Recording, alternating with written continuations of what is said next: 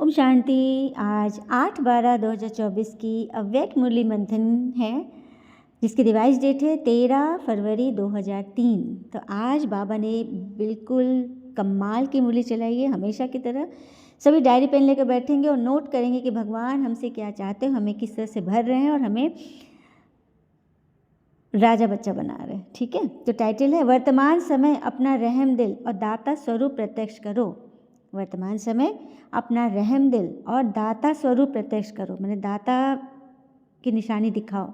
तो आज वरदाता बाबा अपने ज्ञान दाता, शक्ति दाता, गुण दाता, परमात्मा संदेश वाहक बच्चों को देख रहे हैं। हर एक बच्चा मास्टर दाता बन आत्माओं को बाबा के समीप लाने के लिए दिल से प्रयत्न कर रहे हैं। सुना, बाबा देख रहे हैं अपने शक्ति दाता, ज्ञान दाता, गुण दाता, परमात्मा का संदेश देने वाले पैगंबर बच्चों को देख रहे हैं कि कितना दिल से प्रयत्न कर रहे हैं। विश्व में अनेक प्रकार की आत्माएं हैं। किन आत्माओं को ज्ञान अमृत चाहिए, किन आत्माओं को शक्ति चाहिए, किन को गुण चाहिए। आप बच्चों के पास सर्व अखंड खजाने हैं। कहते हैं ना, प्रार्थना में हमेशा यही बोले कि हे भगवान सबकी मदद करना, क्योंकि तेरे सिवा कोई नहीं जानता कि कौन किस मुसीबत में है अभी। सुना, इसलिए भगवान से सबके लिए प्रार्थना कीजिए। हर एक आत्मा की कामना पूर्ण करने वाले हो। दिन प्रतिदिन समय प्राप्ति समाप्ति का समीप आने का है और आत्माएं नया सहारा ढूंढ रही है, तो उनको सहारा चाहिए भगवान का। एक तरफ आवश्यकता है, दूसरी तरफ उमंग उत्साह है। आवश्यकता के समय एक बूंद का भी महत्व होता है, तो इस समय आपकी दी हुई अंजलि का संदेश का भी महत्व है। सुना, बाबा कह रहे हैं आप एक बूंद भी अगर दोगे ना, उसका भी महत्व है, क्योंकि समय का महत्व है। ठीक है, वर्तमान समय आप सभी बच्चों का रहम दिल और दाता स्वरूप प्रत्यक्ष होने का समय है।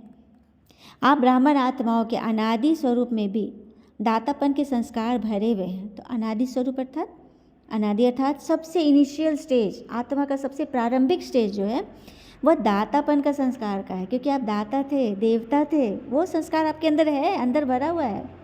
इसलिए तो कल्प वृक्ष के चित्र में आप वृक्ष के जड़ में दिखाए हुए हो। क्योंकि एक जड़ ही ना सारे वृक्ष को बांध के रखता है, पकड़ के रखता है, खाद पानी लेता है, पूरे वृक्ष का पोषण करता है। तो आदि स्वरूप में आप देवता थे। देवता का अर्थ ही होता है देने वाला, और मध्य में आप बन गए पूज्य चित्र में बन गए। मूर्ति के रूप में आपकी पूजा होने लगी, आप वरदान देने वाले, दुआएं देने वाले, आशीर्वाद देने वाले बन गए। मंदिर में जाके हम देवता से यही तो मांगनी करते हैं ना। तो आप आत्माओं का विशेष स्वरूप ही दातापन का है। तो अभी भी परमात्मा संदेश वाहक बन आप विश्व में बाबा की प्रत्यक्षता का संदेश फैला रहे हो, तो आप सबको दे ही रहे हो ना, कि ले रहे हो, दातापन का संदेश फैला रहे हो ना। तो हर एक बच्चा, ब्राह्मण बच्चा, चेक करो कि अनादि आदि दातापन के संस्कार हमारे में इमर्ज रूप में है ना, ख़त्म तो नहीं हो जाते। तो दातापन के संस्कार वाली आत्माओं की निशानी है। अब निशानी बता रहे बाबा, वो कभी भी संकल्प मात्र भी यह नहीं सोचेंगे कोई मुझे दे तो मैं दूं, कोई करे तो मैं करूं, नहीं। उनके पास निरंतर खुले भंडार है, भोले भंडारी का। तो बाप दादा चारों ओर के बच्चों के दातापन के संस्कार को चेक कर रहे थे कि भगवान, देखिए भगवान को चेक करना वाजिब है ना। जब भगवान रोज़ रोज़ हमें इतने इतने इस मुरली में एक एक शब्द लाखों लाखों मिल्कियत के हैं, इतने रतन दे रहे हैं, हमको इतना भर रहे हैं, तो क्या वो चेक नहीं करें कि हम इनको यूज़ कर रहे हैं कि मिसयूज़ कर रहे हैं, क्या कर रहे हैं, कि रख के गठरी बना के सड़ा रहे हैं। तो बाबा देख रहे हैं। ठीक है, ऐसा तो नहीं है। तो क्या देखा बाबा ने? देखा नंबरवार है, बच्चे नंबरवार हैं। कभी भी यह संकल्प नहीं करो कि यह मैं करूं। दातापन संस्कार वाले को सर्व तरफ से सहयोग स्वतः प्राप्त होगा। सुना, बाबा ने कह दिया, जिनके अंदर दातापन के संस्कारों के देने वाले भाव होंगे उनको सर्व तरफ से स्वतः सहयोग मिलेगा। आत्माएं तो करेंगी और परमात्मा तो बराबर करते रहेंगे। न सिर्फ आत्माओं को बल्कि प्रकृति भी उनकी सहयोगी बन जाएगी। ये चीज़ हम लोग को अनुभव है। एक बार की बात मैं आत्मा बता रही हूँ कि मुझे कहीं जाना, तो बहुत तेज़ बारिश हो रही थी। मैंने बाबा से बात किया कि बाबा जाना बहुत ज़रूरी है, ये बारिश तो थमने का नाम ही नहीं ले रही है। और सच बताऊँ, धीरे धीरे धीरे बारिश थम गई। तो ऐसा होता है। एक बच्ची का अनुभव मैं पहले भी बताई हूँ कि उसका मन बहुत अपसेट था। उसके पापा ने उसको बहुत ज़ोर से डांट दिया था। वो बालकनी में जाकर खड़ी थी, उस वक्त बिजली भी चमक रही थी, बारिश भी हो रहा था, और वो बाबा से बातें कर रही थी, क्योंकि उसको बाबा में निश्चय हो गया था। वो बार बार पूछ रही थी कि बाबा मेरे साथ ऐसा क्यों करते हैं पापा, मैं क्या करूं, कैसे। और जब जब वो बोलती थी ना, बिजली चमकता था, जैसे लगता था कि बाबा सुन रहे हैं। उसको हर पल यह एहसास हुआ कि जब वो प्रश्न करती थी ना, एक बिजली चमकता था। मतलब परमात्मा लाइट देकर उसको बता रहे कि मैं सुन रहा हूँ बच्चे, और तेरा हर चीज़ पूरा करने के लिए मैं निमित्त हूँ। तो बाबा ने बोला ना कि सब कोई आपका सहयोग देगा। प्रकृति भी दे तो प्रकृति पति कैसे पीछे रह जाएगा, सबसे पहले तो वही सहयोग देगा। तो दातापन का संस्कार इमर्ज रखिए और पुण्य का खाता एक का 10 गुना बढ़ा लीजिए। 10 क्या, मैं तो कहूँगी 100 गुना बढ़ जाता है। तो सारे दिन में नोट करो, संकल्प द्वारा, वाणी द्वारा, संबंध संपर्क द्वारा पुण्य आत्मा बनकर पुण्य का खाता कितना जमा किया, कितनों को सुख दिया, मनसा सेवा किया, सबके लिए दुआ करी। सुबह उठते ही भगवान झाड़ू लगा रहे हैं, बोलते रहे कि भगवान इस घर से सारा दुख तनाव चिंता परेशानी दरिद्री सब मिटे मिटे भागे भागे सब सफाई हो, मतलब सबके लिए दुआ, जो आत्मा दिखे उसके लिए मन से दुआ, भगवान ये सदा स्वस्थ रहे, प्रसन्न रहे, भरपूर रहे, मस्त रहे, इसके पास समस्त रहे। तो इस तरह से आपके दिन की शुरुआत ही मनसा सेवा से हो जाए, दुआओं से हो जाए। यही है दातापन का संस्कार।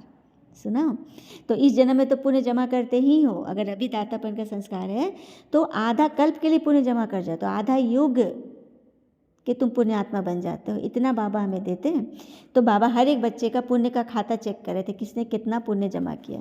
अब नए बच्चे भी समझ रहे हैं ना पुण्य कैसे जमा करना है, हमें दुआ करनी है सबके लिए, है ना। बाप दादा वर्तमान समय का बच्चों का सेवा का उमंग उत्साह भी अब देख रहे हैं। अभी दातापन का संस्कार देखे, अब उमंग उत्साह देख रहे हैं। मेजॉरिटी बच्चों में सेवा का उमंग उत्साह अच्छा है, सभी अपने अपने तरफ से सेवा का प्लान भी प्रैक्टिकल में ला रहे हैं, मैंने निभा रहे हैं।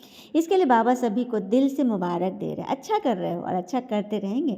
सबसे अच्छी बात यह है कि सभी का संकल्प और समय बिजी हो गया है।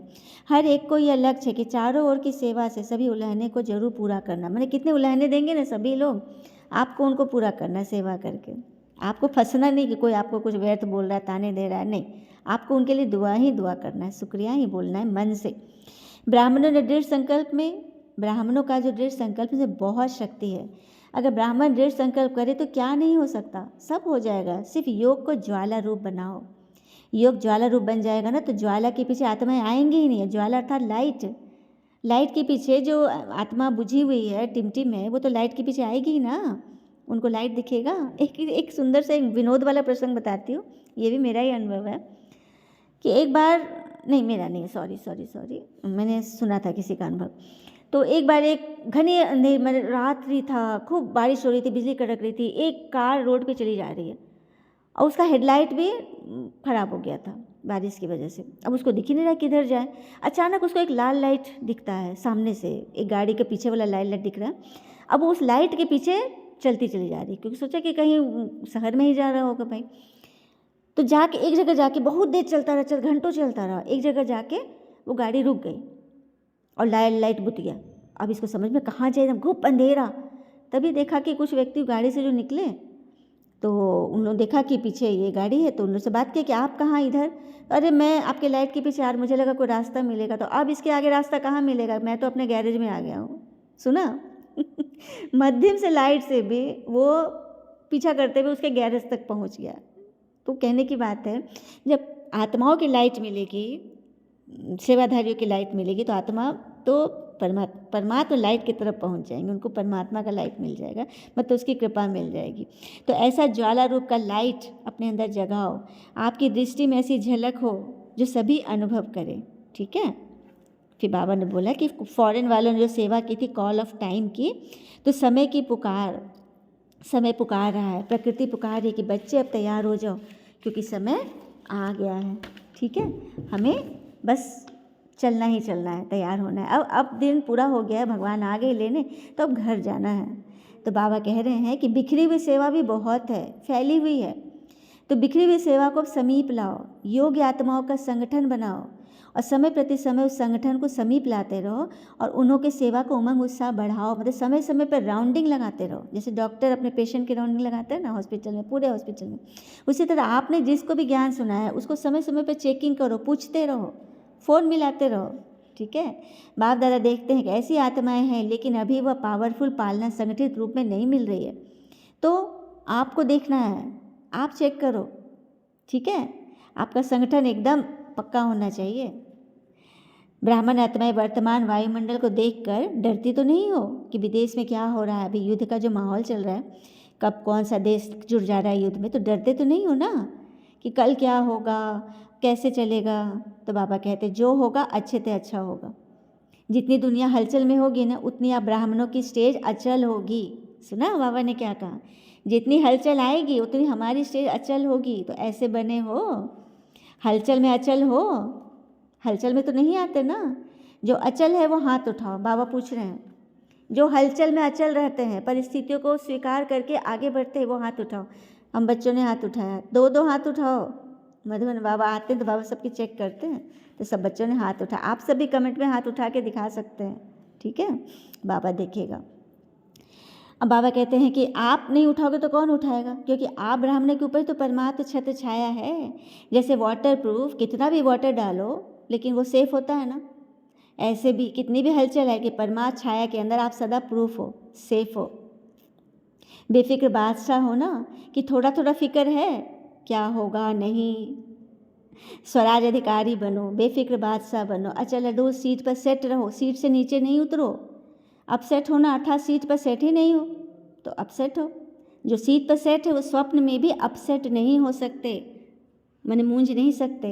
फिर माताओं से बाबा ने कहा, माताएं क्या समझती है, सीट पर सेट होना आता है ना, बैठना आता है ना सीट पर पक्के से, हलचल में तो नहीं बैठते हो। जब बाप दादा कंबाइंड है, सर्वशक्तिवान आपके साथ है, तो आपको क्या डर है। जब अकेले समझोगे, कंबाइंड नहीं होगे तो हलचल में होगी, कंबाइंड रहेंगे तो कितनी भी हलचल, लेकिन आप अचल रहेंगे। ठीक है ना माताएं, बाबा माताओं से बात कर, सभी माताएं हैं ना इस ग्रुप में, ठीक है ना, कंबाइंड रहो, अकेले मत रहो। बाबा की जिम्मेवारी, अगर आप सीट पर सेट होंगे तो बाबा की जिम्मेवारी है ना आप सबको आगे ले जाने का। आत्माओं को संदेश द्वारा अंजलि देते रहो, दाता स्वरूप में स्थित रहो, तो दातापन के पुण्य का फल शक्ति दिलाते रहेगा। चलते फिरते अपने को आत्मा करावन हार समझो। अच्छा, जो आत्मा हम लोग दान दे भी रहे, किसी को सेवा कर रहे हैं, तो ये ना समझे कि मैं कर रही हूँ, करावन हार करा रहा है। भगवान निमित्त बना देता है आत्माओं को, आत्माओं से मिलवा देते हैं। ये भगवान की नज़र है, हमारे पर मेहर है उनकी। भगवान करा रहा, हमारी कर्मेंद्रिया कर रही, मैं तो कर्मचारी हूँ ना, ठीक है, मैं तो आत्मा हूँ, परमात्मा करा रहा है। तो ऐसी स्थिति में नशा, खुशी, कंट्रोलिंग पावर बराबर बनी रहेगी, मज़ा भी आएगा, ठीक है। तो घबराना नहीं है, ठीक है। नहीं तो माया देखती है, करावन हार, आत्मा अलबेली हो गई, अकेले हो गई, भगवान से अलग हो गई, तो माया पकड़ लेती है। कैसे पकड़ती, कभी संकल्प शक्ति, कभी मुख की शक्ति, माया के ऑर्डर में चल पड़ती है। संकल्प में, सोच में आ गया, ये नहीं होगा, ये नहीं हो सकता, ये असंभव है, ऐसे कैसे किसी ने बोल दिया, कैसे बोल सकता है, फालतू व्यर्थ बातें, तो माया अपने ऑर्डर में ले लेगी अगर आप संकल्प से मतलब हल्के होगे। इसलिए सदा हर कर्मेंद्रियों को अपने ऑर्डर में चलाओ, ऐसे नहीं करना, चाहते तो नहीं थे लेकिन हो गया। हाँ, ये बोलना क्या है, ये व्यर्थ बोल है, ये बाबा के बच्चों के बोल नहीं, चाहते तो नहीं थे हो गया। आपने किया इसलिए हुआ, आपने चाहा इसलिए हुआ, आपने बाबा को अलग कर दिया। तो हर शक्ति आपके ऑर्डर पर तभी जी हुजूर करेगी जब हर शक्ति परमात्मा देन समझ कर चलोगे। परमात्मा देन आपकी चीज़ है ना, तो अपनी चीज़ को तो यूज़ करना चाहिए। तो सर्व कर्मेंद्रिय आपके ऑर्डर पर तभी चलेगी जब आप स्वराज अधिकारी बनकर चलोगे, राजा बनकर चलोगे। मास्टर सर्वशक्तिवान भी है, स्वराज अधिकारी भी है। ऐसे नहीं करना कि मुख से निकल गया, हो गया, कर लेंगे, हो जाएगा, गे की भाषा नहीं करना है, और आपने किया था। फिर बाबा आगे बोल रहे हैं, जैसे मधुबन में से बहुत बहुत खुश रहते हो ना, ऐसे ही सदा खुश आबाद रहना। देखिए, मधुबन माउंट आबू में पहुंचते हैं बाबा के घर में, तो वहाँ तो सभी खुश रहते हैं, लेकिन हम अपने घर को ही मधुबन समझे, सेवा स्थान समझे, और सदा खुश आबाद रहें, रूहे गुलाब बनकर रहें और रखें। देखो, चारों ओर के सभी रूहे गुलाब, खिले हुए गुलाब दिख रहे हैं ना, मुरझाए हुए तो नहीं है ना। अपने आप को चेक कर, आईना में देखें, मेरा चेहरा मुरझाया हुआ तो नहीं है। मेकअप तुम लोग देखते, बाल देखते हैं, बिंदी देखते हैं, काजल देखते हैं, अपने चेहरे की रौनक देखते हैं, आत्मा की चमक देखते हैं, अपना हर्षितपना देखते हैं। इसकी चेकिंग करें, ठीक है। और अपने आप से पूछे, हमें क्या मिला है, कितने खुश हैं। हर एक का चेहरा ना भगवान का परिचय देता है। ऐसा परिचय पत्र देते हो कि आपका चेहरा मोहरा से सबको भगवान का परिचय मिले। अच्छा, फिर बाबा ने चारों ओर की सर्व स्वराज अधिकारी बच्चों, सदा साक्षीपन की सीट पर सेट रहने वाले अचल अडोल आत्माएं, सदा दातापन की याद से सर्व को ज्ञान शक्ति गुण देने वाले रहमदिल आत्माओं को याद प्यार और नमस्ते कर रहे हैं। हम बच्चे भी बाबा को दिल से याद प्यार और नमस्ते करते हैं। वरदान है, कर्म योगी बन, हर संकल्प बोल और कर्म श्रेष्ठ बनाने वाले निरंतर योगी भव।